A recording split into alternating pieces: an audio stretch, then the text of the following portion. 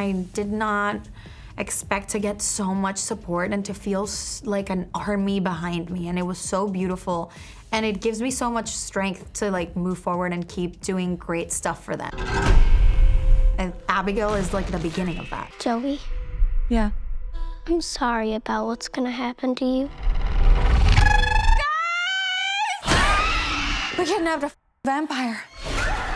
I had a freaking blast with this movie. Oh, good. I loved it so much. So what sells you on a movie like this? What is the moment you go, I want to be a part of it? Is it ballerina vampire, blood cannons, radio silence? What is it? I think for me, when I read the script, honestly, it was everything. Everything about the storyline and Abigail, her character itself, and I think it was everything for me, and every day was so exciting, and I got to do crazy things and new things and try different things that I hadn't done before and learn things that I hadn't done before. So every day was just so exciting, and everything I'd done made me just love the character even more and more. And when I read the script, I fell in love with the character of Abigail and really, really wanted to do it.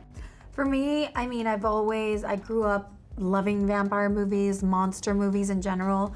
I always wanted to be a part of a vampire movie, but it's not as common to get a fresh take on a vampire movie. So when I read the script, I was like, this is really cool. A ballerina vampire, a child that turns into like this killing machine, and the twists that it starts off as a heist movie and then it becomes this like crazy, wild ride of a movie, and also obviously radio silence, like working with them again in this new chapter for them and for me was just very exciting. Yeah, and I have to say, you Missy are a force in this movie. What was your favorite thing about the stunt work and everything that went into filming those scenes when you're full Abigail? I think one of my favorite things would have to be getting to go in the wire work. I'd never done that before, and it went all under your costume, and there was wires everywhere, and getting to go on the banister, and especially at the end fight sequence when I climb up the banister and then I jump off of it. That was really crazy and so much fun, and especially when I start flying as well. That was probably my favorite part. Getting to fly was pretty amazing, and I loved doing all the stunts, and we had such an incredible stunt team with so much patience with us and so helpful, and yeah, I loved getting to do the stunts. It was thrilling, honestly. It was shocking at the beginning, like the first time that we shot that scene where she transforms for the first time and we see her do her thing.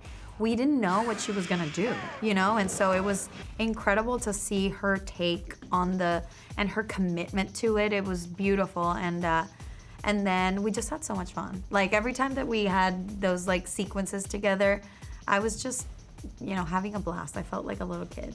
And I love how each vampire project, like the vampire roles are different. And I think it was really unique seeing your teeth in this one. They're like retainers. When you put retainers in, like at nighttime, they're literally like that. They're shaped around your teeth, and you just plop them in. And at the start, it felt really weird with them in because they're like all spiky teeth and they go all around your mouth. So at the start, it was a little bit weird because like speaking with them on, and as well I had the American accent, so that was different too.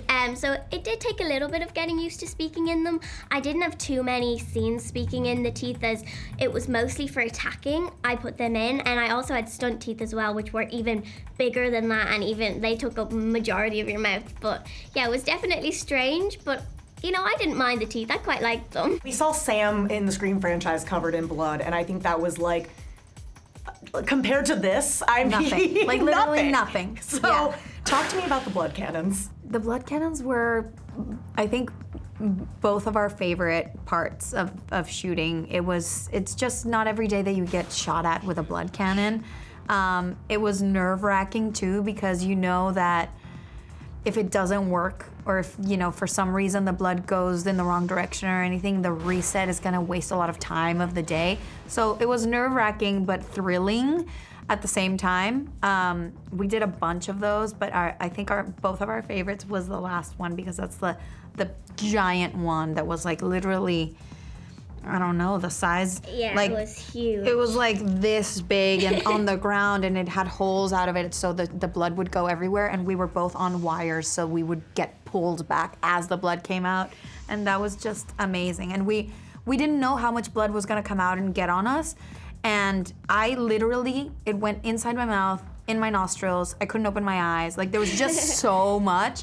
And she beautifully, like the piece of art that she is, ended up with like a perfectly like beautiful line of blood and then completely clean, like just like a piece of art.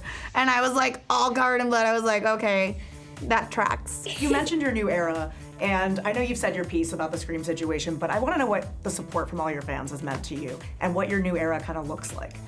It's been incredible. It was so unexpected. Like for some reason I did not expect to get so much support and to feel like an army behind me, and it was so beautiful.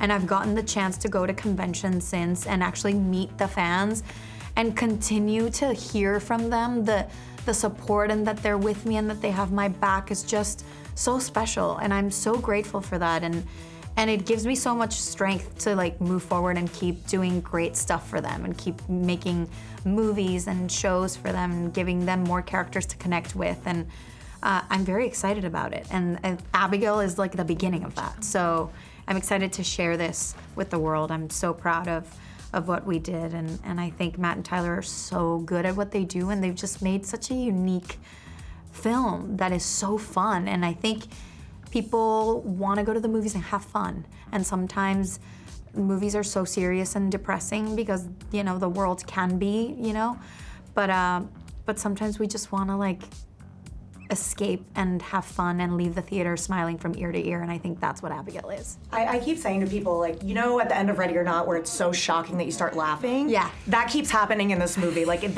like that on, like, crack. Like, it's just, yes. Yeah. It's like on steroids. They went back to the Ready or Not roots, and then we're like, now let's turn it up to 1,000. Crank it. And I love that about them. They're just like unafraid to like go places, and they just, you know, they surrounded both of us with the most incredible actors, and every single character, every person is so perfectly cast, and they brought such unique things to each of the characters. And because it's such a small cast, you really get to know them and like fall in love with them, despite them being all criminals and like very, you know, problematic people. But you realize that they're all, you know, they're all humans, and there's some good in all of them. And that's basically what we all are, right? As people, like we all kind of live in a gray area. We're not perfect. We've made mistakes. That doesn't mean we're bad people.